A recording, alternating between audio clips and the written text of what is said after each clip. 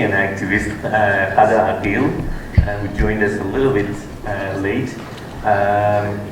If she can come up, and because Palestine was mentioned lots of times during this speech, I want you, if you can, if you have any short commentary on what she mentioned. Actually, it has been a very busy day, so I did not prepare anything, but I just wanted to say thank you very much for this empowering, rich, comprehensive, interesting, speech that you have given, and in fact, it's enlightened all of us and put it in this context of imperialism, of settler colonialism, of propaganda, of people, of domination, of control. And it talks a lot about our role as people and how to change this, whether in Kashmir or in Palestine or Somalia or Afghanistan, we have a role to play. And in fact, I was really amazed by all, the parallels and the similarities between Palestine and Kashmir, and also both painful facts, but also optimistic ones. Like, for example, when you said this attachment of home, and how Kashmir, if there is a heaven in the world, it's Kashmir. It's the same thing we say in Palestine. If there is a heaven or Jannah or paradise in the world, it's Palestine. This attachment of home that you talked about, that your mothers or parents have been, their eyes glowing when they talk about Armenia or home or about culture. I recall my grandmother when she said, even happiness has a taste in Palestine.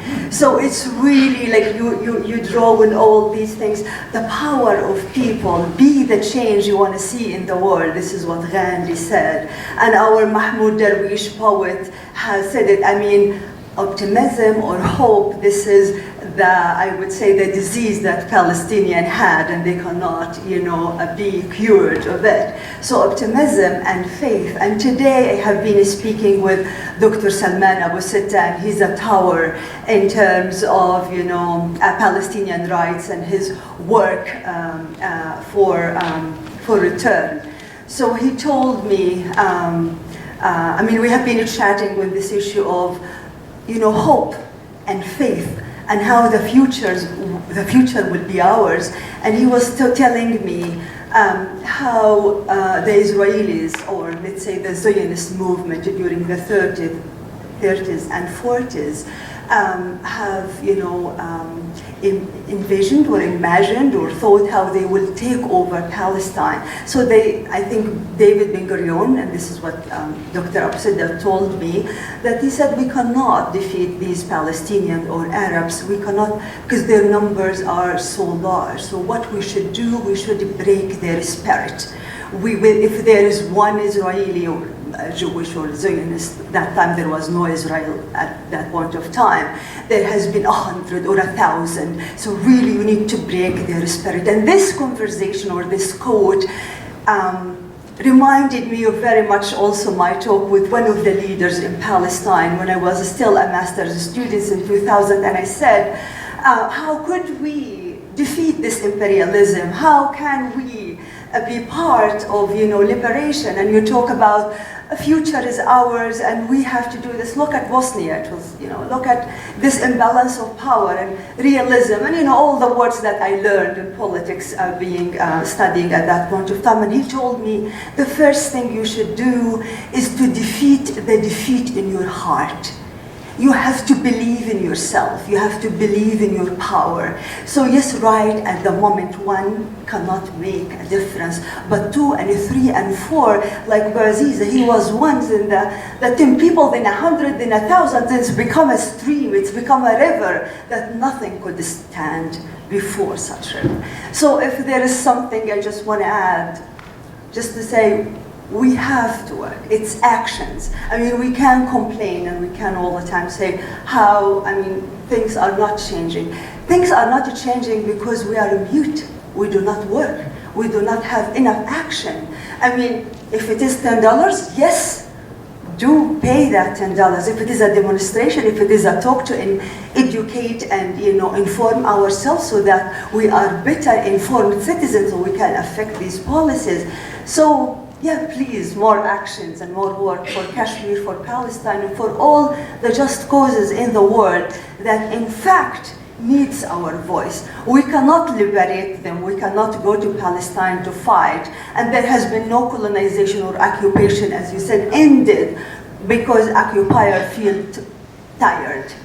Rights never been given. It has always been taken. So there should be a demand, and such demand of the people on the ground should echo to us, the people here, who could have lots of resources, who could make these voiceless, actually not voiceless because there is nothing called voiceless, but rather silenced people. We have to be the voice of those silenced people to change the narrative of this propaganda that started from Iraq could fail in Israel or fell in Israel and killed this, or in fact doesn't kill anybody, and suddenly all the focus is about Israeli elections and these terrorist Palestinians that terrorize the civilians in Israel, while the other way around, it is 38 Palestinians who have been killed the past or actually in the past 2 weeks. So again, more and more work and more change this narrative that is very much controlled by power and media and propaganda. Thank you. I mean, definitely the question should be for our speaker, but if you have any question about Palestine, I am here to answer. Thank you. Remarks. This was buried under my notes here. You see how well organized I am. This is what Ariel Sharon said. We'll make a pastrami sandwich out of it. What did you read that? We'll make a pastrami sandwich. Yeah. Out of them, we will insert a strip of Jewish settlement in between the Palestinians and them, another strip of Jewish settlements right across the West Bank, so that in 25 years' time, neither the United Nations nor the United States, nobody will be able to tear it apart. This is Ariel Sharon in 1973. Well, I have two questions. First of all, the question relates to a very recent talk by Robert Fisk about what can, save the Middle East. According to him, what needs to be done in the Middle East is to have secular education by the professors or scholars from the West who can change the status quo in the Middle East. Now, I wonder what you think about this, idea of his, since he is a colleague of yours. Well, the question is about Robert Fisk, the award-winning journalist who's based in Beirut. I've featured him on alternative radio a few times. I've been to Beirut several times. I've seen him there as well. I don't give advice to people in terms of what they should do. I think what he was suggesting, that there should be secular education, that's for the people in the region to decide, not for some white guy from Europe or North America to say, you do this. So if there is a consensus, if people are moving in that direction, then I think we should honor that. But I don't like to impose colonial solutions on people who are already under the boot of colonialism.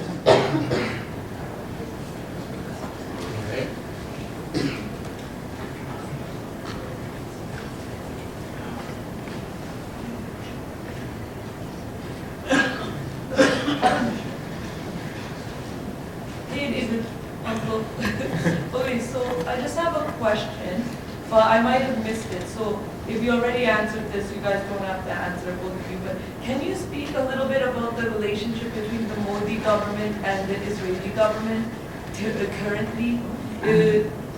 Yeah, the question is about the relationship between the Hindu nationalist regime in New Delhi, Narendra Modi, and the Israeli regime in Tel Aviv.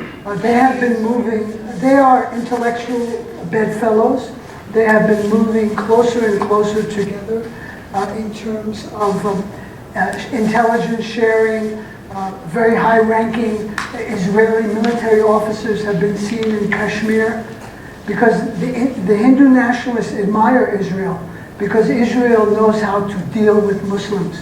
It knows how to deal with uprisings, intifadas. So what can we learn from, our Israelis?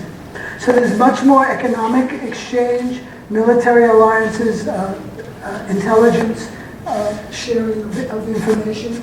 And it's really ironic because under Nehru, under the first 30 years of Indian independence, there was no country on earth that was more vigorous in its support for Palestinian rights than India.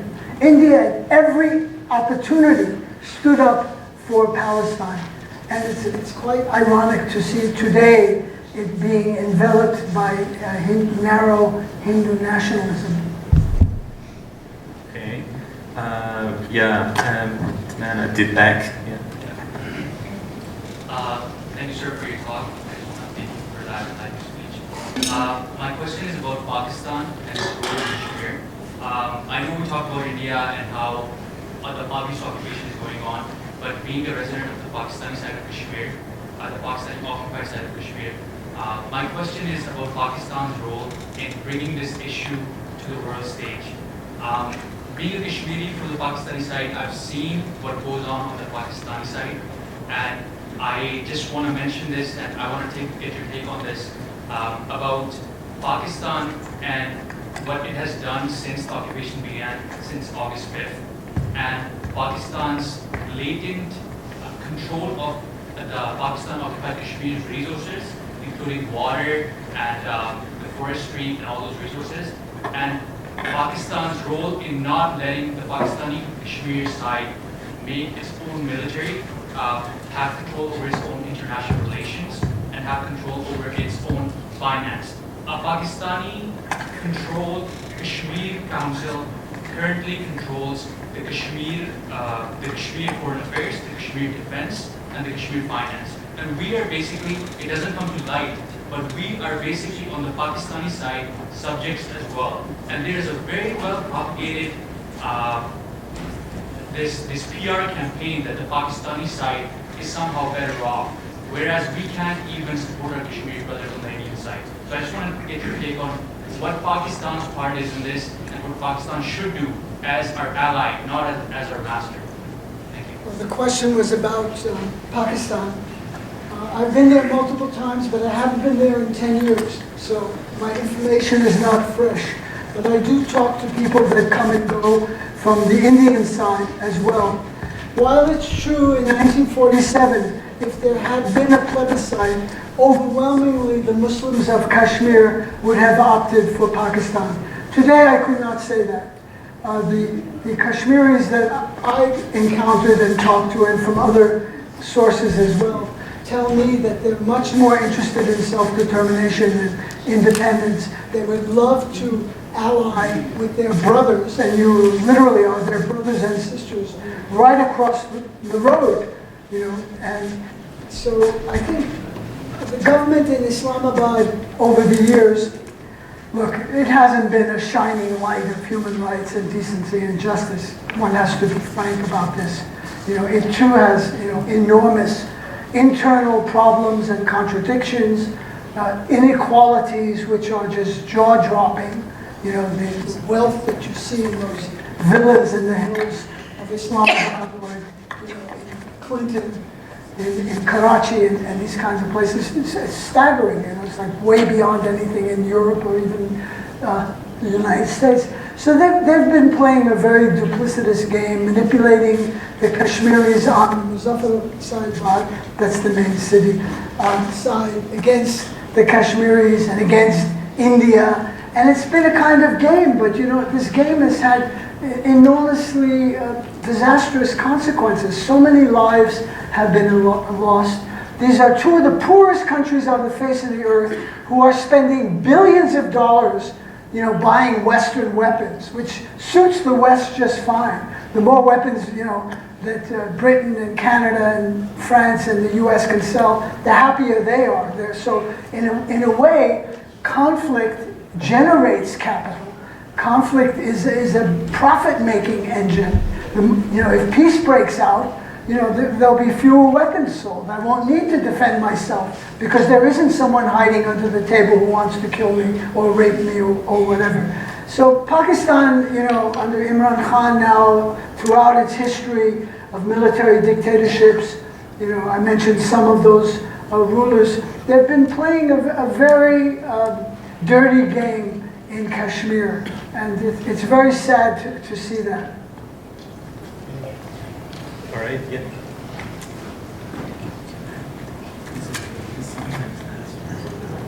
Good to see you, David. I'm Hussein. Janab, Adam. So, last week I was at Robert Fisk lecture, and Yasmin Abu Laban was basically in conversation with Robert Fisk. A question came where she asked, what do you think about Palestine? And he said, Palestine is dead. Palestine? I couldn't hear you. Palestine is dead. Dead? Yeah. Fisk said that? Fisk said. And then, seconds later, he said, so will Israel be dead too? Which was comforting, actually. So what I am asking you is the certainty of uncertainty in Israeli-Palestinian conflict is going on for the last 75 years. Unfortunately, those players who should have come out in open support for Palestinian cause, in the early years, they would not talk about PLO because, inverted comma, PLO was dictated by a socialist value, which is haram in Muslim world. Sorry for anybody if I, So this is very similar to what is happening in Pakistan in the Kashmir issue. We have strange bedfellows like Narendra Modi and Netanyahu, and now we have Imran Khan and Modi, strange bedfellows. Although they claim to be, antagonists of each other, but I don't know. To be honest, will Kashmir have the same fate like Palestine? That's the question. Will Kashmiris have the same fate as Palestine? Well, I think we have to examine all things, in their own unique situation and history and culture. And Palestine has evolved in different ways from Kashmir, although they were both controlled by the British, and the crisis erupts just a year apart, 1947 and 1948. I don't necessarily agree with Fisk that Palestine is dead. I gave you the example of Armenia. There was the last independent Armenian kingdom was in 1375. Until 1991, they were subjects of other empires. The Irish waited 800 years for their liberation and their freedom. I hope that the Palestinians and Kashmiris don't have to wait that long. But you have to have a long view of history. Nothing lasts forever.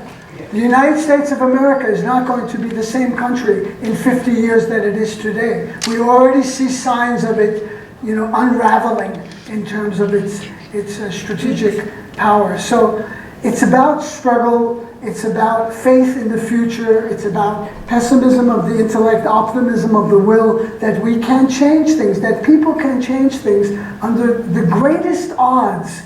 People have fought back and have been victorious. And even if you don't win, and I want to say this to the sister about struggle and liberation, when you're engaged in it, you have dignity and self-respect.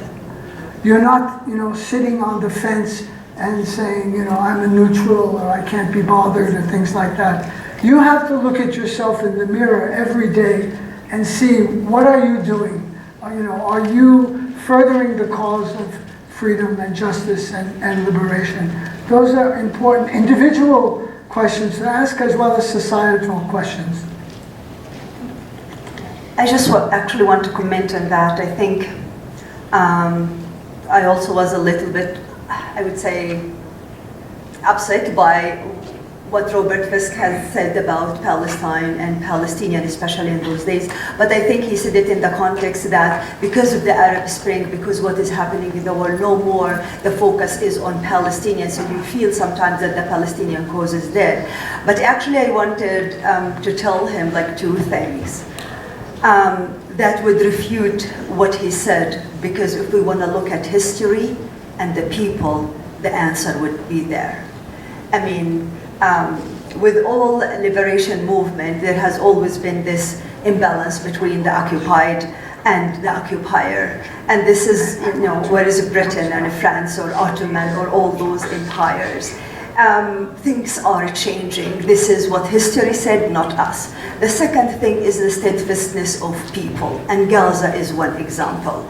In fact, with all the theories that they say, I mean, the poverty line in the world, according to International Bank, is $1.25 per day per person.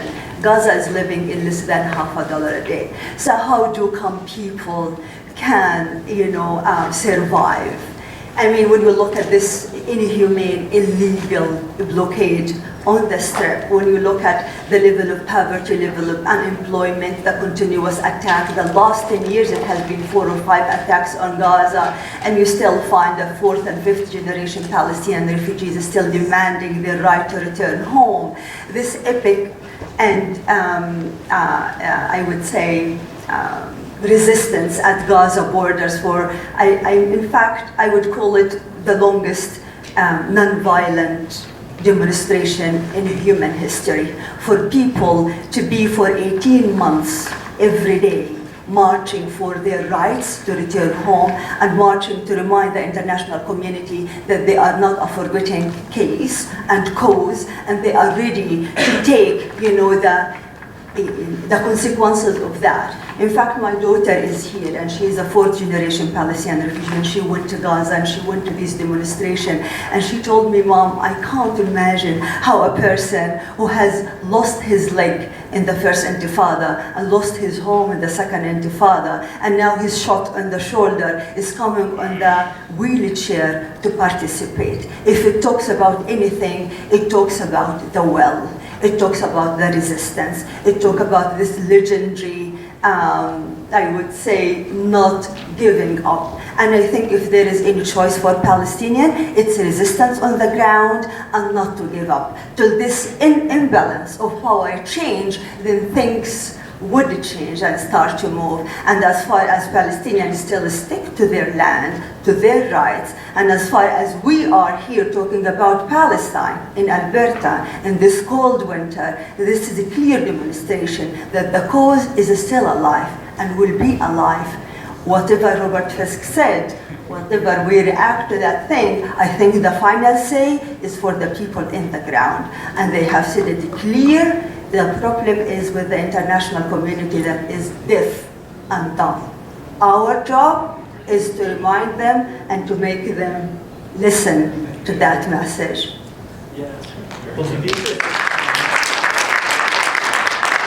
Thank you very much. In the interest of time, we only can take one more question, and then the rest of the questions, if both of these our guests are going to be here. So I'm going to have you. Thank you for sharing, David, and thank you for always speaking up for Kashmir. I'm speaking from the side of the Indian occupied Kashmir here, as my brother from Pakistan said. There aren't a lot of us here. There aren't a lot of us across the world. But I had a quick question. You talk about voices. You talk about controlling the narrative. We have access here. You have alternative radio. Kashmiris are truly silence. We are silence here. I can barely talk about this issue because I fear retribution to my own family back home. So I'm wondering how, with your access to resources and alternative radio, your access to media, how you can possibly give voice to Kashmiris that are back home who are fighting on the ground. Because there is a resistance movement. It's obviously not being reflected in the media, but there is a resistance movement that's ongoing. There is a resistance movement planned for after the winter, because the winter shuts everything down there. And there's a resistance movement on the ground here. You might have heard of it across North America and the world called Stand With Kashmir. I'm wondering how alternative media, like alternative radio, could give a voice to that, if you've thought about that. Well, thank you for that question about what can independent media like what I do, alternative radio. how can it contribute to a greater consciousness and awareness of what's happening in Kashmir. Well, last week I was in Vancouver and I interviewed the Kashmiri filmmaker Sanjay Kak that I mentioned earlier, who did Jashan-e-Azadi, and Arundhati Roy. Those will be two different programs that will be broadcast on over 300 public radio stations in Canada and in the US and around the world. That's one contribution I can make. I often talk about Kashmir when I'm invited to speak in the United States, in Canada, and elsewhere.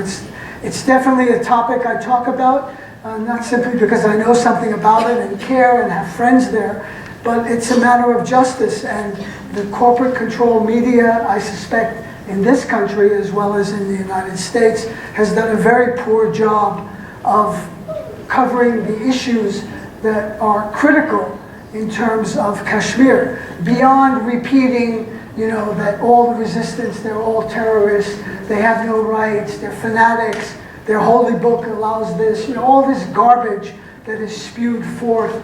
It's what I call a monochromatic one-note samba, repeated over and over again to convince people that there is no legitimacy to the Palestinian right, for Palestinian rights of self-determination, to Kashmiri rights of self-determination. These are two of the oldest remnants of colonialism that have not been addressed. And so to talk about these issues, I think, is another way. But one of the things I find is, like in the United States, if you adopt a superior position in talking to people, you don't win them over. You may feel good about yourself, hey, I'm so smart and I know everything and you know nothing. That's not a way to reach people. You have to go where people are. Now, I wish people knew about Chomsky. I wish they knew about Gramsci and Edward Said and Iqbal Ahmed and Tariq Ali and Arundhati Roy. I wish that, but that's not where most US people are. They know more about the NFL and football and hockey and baseball than they do about international politics. So it's bringing information in a way that's accessible without it being, boring, academic, full of facts. I hope I'm not like that. But, that's what you can do. And one of the things, actually I failed to mention this, I've got 4 CDs here I mentioned Khurram Pervez on Kashmir telling the story, Iqbal Ahmed on terrorism, Edward Said, US intervention, and Ramzi Baroud, Palestine after the last sky. Get these CDs and then make copies, spread the word, go to the Alternative Radio site. I'm sorry to make this a commercial announcement. It's alternativeradio.org, but that's how I keep going, through giving talks and selling books and CDs, and books, by the way, are over there as well. So thank you very much for coming, and really appreciate your attention.